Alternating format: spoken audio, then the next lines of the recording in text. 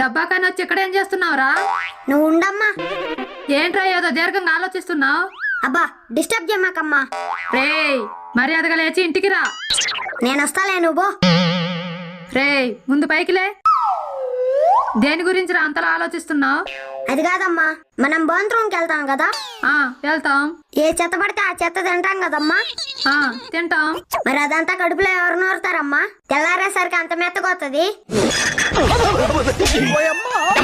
ఏరా నీకెప్పుడు ఇలాంటి ఆలోచనలే వస్తాయా? నేను చెప్పేది నిజమమ్మా. కావాలంటే ఆ కుప్పాడే ఉంది, చూపిస్తావా?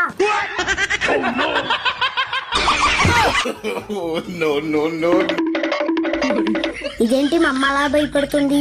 అందరికీ జరిగేదేగా ఇది. పోనీలే, వాళ్ళెవరికి రాని ఆలోచన నాకు వచ్చింది. శభాష్ హర్ష.